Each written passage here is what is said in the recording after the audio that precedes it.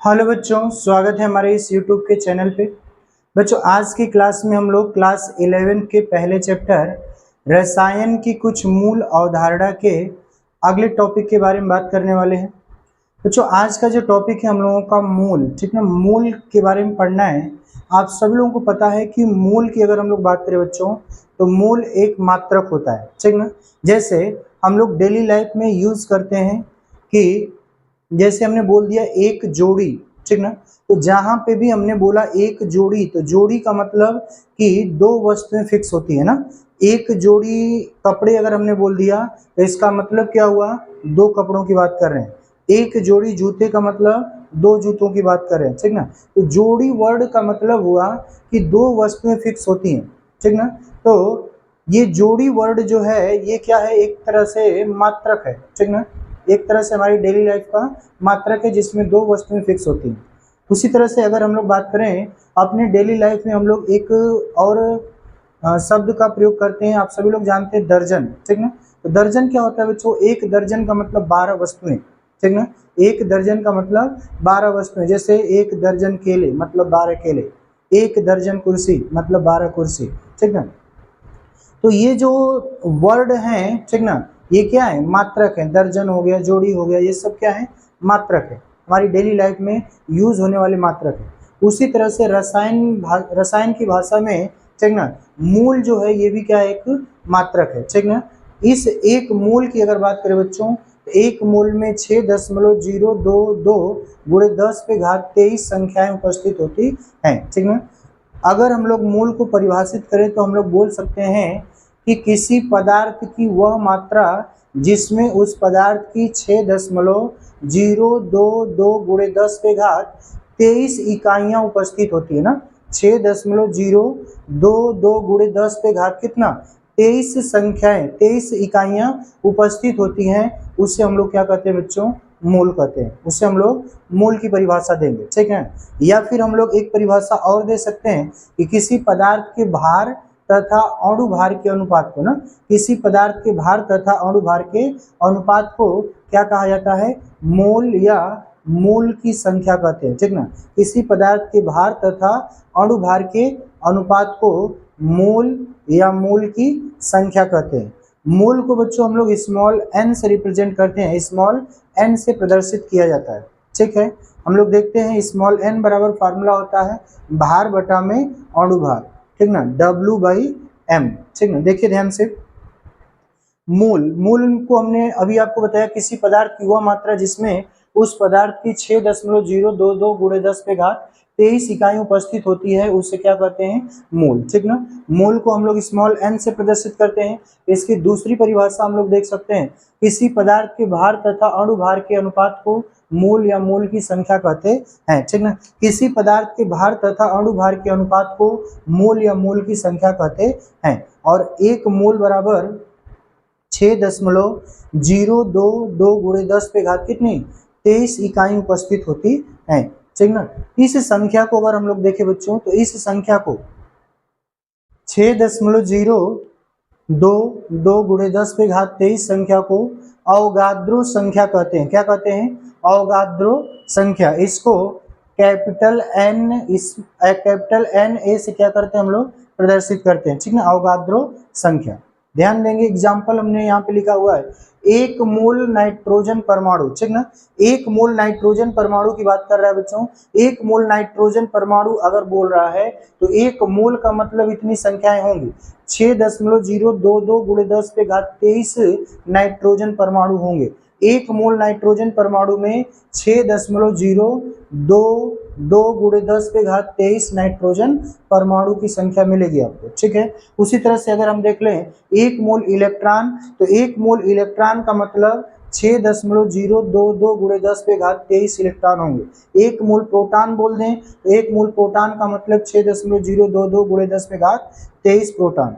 मतलब जितना बोला जाए, एक मूल जो वस्तु बोली जाए उतना संख्या 6.022 गुणे 10⁻23 इतनी संख्या में वो प्राप्त होगा, ठीक ना। तो ये होता है बच्चों मूल, ठीक ना। आगे हम लोग बात करते हैं, अगला टॉपिक है मूलर द्रव्यमान, मूलर मास, ठीक ना। मूलर द्रव्यमान या मूलर मास क्या होता है? किसी पदार्थ के एक मोल के द्रव्यमान को ना, किसी पदार्थ के एक मोल का जो द्रव्यमान होता है उसको हम लोग मूलर द्रव्यमान कहते हैं, है ना। कोई पदार्थ है, अगर उस पदार्थ को हमने एक मोल लिया, कितना मोल लिया? एक मोल। एक मोल का मतलब उसमें जो कणों की संख्या है 6.022 गुणे 10⁻23, ठीक ना। तो एक मोल अगर हमने कोई पदार्थ लिया, एक मोल का जितना भी द्रव्यमान आएगा वो द्रव्यमान क्या कहलाएगा? मूलर द्रव्यमान कहलाएगा। क्या कहलाएगा बच्चों? मूलर द्रव्यमान। और आपको पता होना चाहिए कि मूलर द्रव्यमान जो होता है उसके परमाणु भार या अणु भार या सूत्र भार के बराबर होता है, ठीक ना। या तो परमाणु भार होगा, या तो अणु भार, या तो सूत्र भार के क्या होगा? बराबर होगा, ठीक ना। मूलर द्रव्यमान या तो परमाणु भार, अणु भार या सूत्र भार के क्या होता है? बराबर होता है। देखो मूलर द्रव्यमान को हम लोग कैपिटल M से प्रदर्शित करते हैं, ठीक ना। एक बार फिर से देख लेते हैं। किसी पदार्थ के एक मोल का द्रव्यमान मूलर द्रव्यमान कहलाता है। यह परमाणु भार, अणु भार या सूत्र भार के क्या होता है? बराबर होता है। जैसे ध्यान दीजिए, हमने लिखा एक मोल अणु का भार, एक मोल अणु का भार अणु भार कहलाएगा, और एक मोल अणु का भार अणु भार जो कहलाएगा इसको हम लोग मूलर द्रव्यमान कह सकते हैं। क्या कह सकते हैं बच्चों? मूलर द्रव्यमान। एक मोल आयनिक यौगिक का भार जो होगा सूत्र भार कहलाएगा। एक मोल कोई आयनिक यौगिक है, आयनों के द्वारा बना हुआ यौगिक है, तो उसको सूत्र भार कहेंगे। हम लोग पिछली वीडियो में पढ़े थे सूत्र भार, और सूत्र भार को भी हम लोग क्या कह सकते हैं? मूलर द्रव्यमान।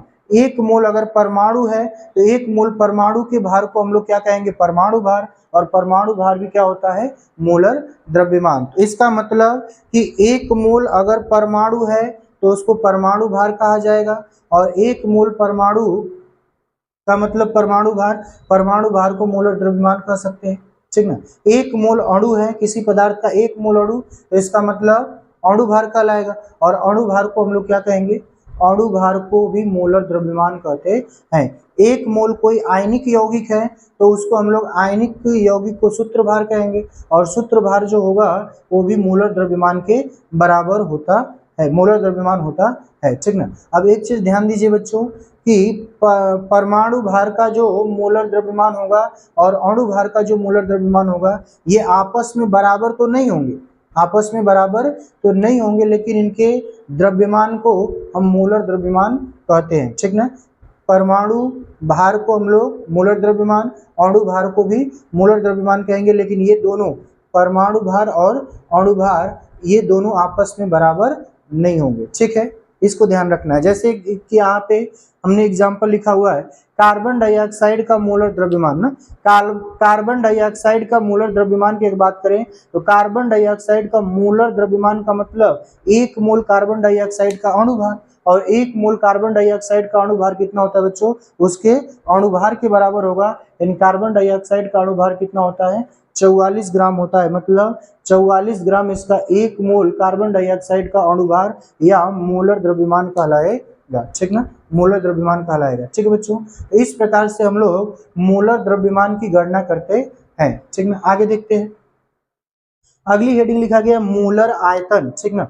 मूलर आयतन, मूलर वैल्यूम क्या होता है?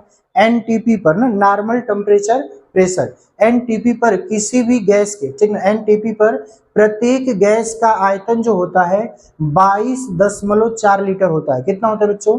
22.4 लीटर होता है, और 22.4 लीटर जो आयतन है इसी को मूलर आयतन कहते हैं। क्या कहते हैं बच्चों? मूलर आयतन, ठीक है। देखिए ध्यान से, यहाँ पे लिखा गया है एनटीपी पर प्रत्येक गैस के एक मोल का आयतन, ठीक ना। एनटीपी पर प्रत्येक गैस के एक मोल का आयतन 22.4 लीटर होता है, 22.4 लीटर होता है। तो इस आयतन को मोलर आयतन कहते हैं। इस आयतन को क्या कहते हैं बच्चों? मोलर आयतन कहते हैं। जैसे हाइड्रोजन का मोलर आयतन, ठीक है, हाइड्रोजन गैस का मोलर आयतन की बात करें तो इसका मतलब एक मोल हाइड्रोजन के अणु का आयतन, और एक मोल हाइड्रोजन के अणु का आयतन कितना होगा? 22.4 लीटर, ठीक ना। कितना होगा? 22.4 लीटर। एक मोल हाइड्रोजन बोल दे, एक मोल ऑक्सीजन बोल दे, एक मोल ऑक्सीजन का मोलर आयतन कितना होगा, ये भी 22.4 लीटर होगा। 1 मोल कार्बन डाइऑक्साइड का मोलर आयतन, तो 1 मोल कार्बन डाइऑक्साइड का मोलर आयतन 22.4। कोई भी गैस हो, ठीक ना, किसी भी गैस का एनटीपी पर 1 मोल का आयतन ही 22.4 लीटर होता है, जिसको हम लोग मोलर आयतन कहते हैं। ठीक है, तो जो आगे कुछ एग्जाम्पल दिए गए हैं, जैसे हम लोग एक एक करके सबको देखते हैं। देखिए, पहला लिखा गया है 46 ग्राम सोडियम ना, 46 ग्राम सोडियम में मोल की संख्या ज्ञात कीजिए। ठीक ना, 46 ग्राम सोडियम में मोल की संख्या पूछ रहा है, तो मोल की संख्या निकालने का फार्मूला हम लोग जानते हैं, भार बटा में अणु भार। तो हम लिख सकते हैं स्मॉल n बराबर W/m। कितना भार दिया है, 46 ग्राम अणु भार। सोडियम का अणु भार कितना होगा, परमाणु भार 23, तो 23 दूना कितना हो जाएगा 46, यानी 2 मोल इसका मान आएगा। कितना मान आएगा, 2 मोल। ठीक ना, इसी तरह से आपसे अगर पूछ दिया जाए दूसरा एग्जांपल, देखिए 89.6 लीटर, ठीक ना, 89.6 लीटर अमोनिया गैस। कौन सी गैस, अमोनिया गैस में मोलों की संख्या, देखो यहाँ पे लीटर में दिया गया है ना, 89.6 लीटर अमोनिया गैस के मोल की संख्या पूछ रहा है। तो जब आपको लीटर में दिया हो और मोल की संख्या पूछे, तो इसके लिए फार्मूला होता है आयतन बटा में 22.4, आयतन बटा में 22.4। तो कितना लीटर दिया है, 89.6 लीटर दिया है, तो 89.6 बटा में 22.4 काटेंगे इसको, ये भी 4 बार में क्या हो जाएगा, कट जाएगा, यानी इसका आंसर आएगा 4 मोल। कितना आएगा बच्चों, 4 मोल। आगे एक क्वेश्चन दिया है कि 51 ग्राम अमोनिया के मोलों की संख्या बताइए। ठीक ना, बहुत बार ये पूछा जाता है। ठीक ना, छोटे छोटे क्वेश्चन है, इसको आपको सॉल्व करना है।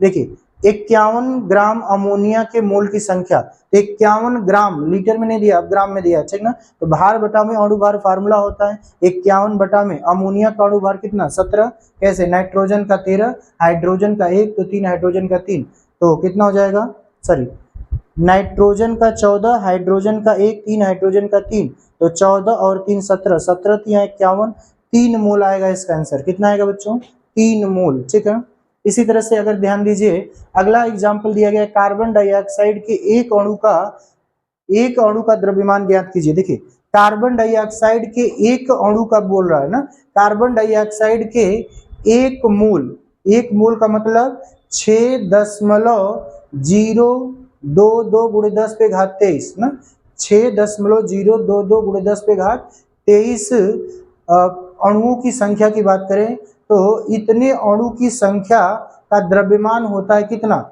44 ग्राम। भाई कार्बन डाइऑक्साइड का परमाणु भार के बराबर ही तो उसका मोलर द्रव्यमान होता है। देखिए कार्बन डाइऑक्साइड यहाँ पे लिखा गया है, चूंकि कार्बन डाइऑक्साइड के 6.022 गुणे 10 पे घात 23 अणुओं का द्रव्यमान दिया है 44 ग्राम। तो एक अणु का द्रव्यमान कैसे निकालेंगे, तो हम क्या करेंगे, 44 बटा में इतनी संख्या से भाग दे देंगे, और इतनी संख्या से भाग देंगे तो एक अणु का मान निकल के आ जाएगा। तो एक अणु का मान आएगा कितना, 7.305, 7.3065 गुणे 10 पे घात -23 ग्राम, एक अणु का द्रव्यमान इतना आएगा। ठीक ना, उसी तरह से ऑक्सीजन के एक परमाणु का, यहाँ पे अणु बोला था, यहाँ पे परमाणु बोल रहा है ना, ऑक्सीजन के एक परमाणु का द्रव्यमान ज्ञात करना है बच्चों। तो ऑक्सीजन के एक परमाणु में इतने, ऑक्सीजन के 6.022 गुणे 10 पे घात 23 परमाणुओं का द्रव्यमान 16 ग्राम है। तो एक परमाणु का द्रव्यमान कैसे निकालेंगे, सेम उसी तरह से 16 बटा में 6.022 गुणे 10 पे घात 23, और इसको जब सॉल्व करेंगे तो वैल्यू कितनी आएगी बच्चों, 2.6569 गुणे 10 पे घात -23। ठीक ना, तो ये छोटे छोटे कुछ क्वेश्चन हैं जिनको आपको, ठीक ना, वीडियो को बार बार रिवाइज करके इसको ध्यान से देखना है, समझना है, और इस पे जितने भी क्वेश्चन होंगे आपके बुक में उसको सॉल्व करना है। ठीक है, तो बच्चों आज की वीडियो में बस हम लोग इतना ही पढ़ेंगे, आगे आने वाले वीडियो में हम लोग अगले टॉपिक को कवर करेंगे। ठीक है, तब तक के लिए बच्चों धन्यवाद।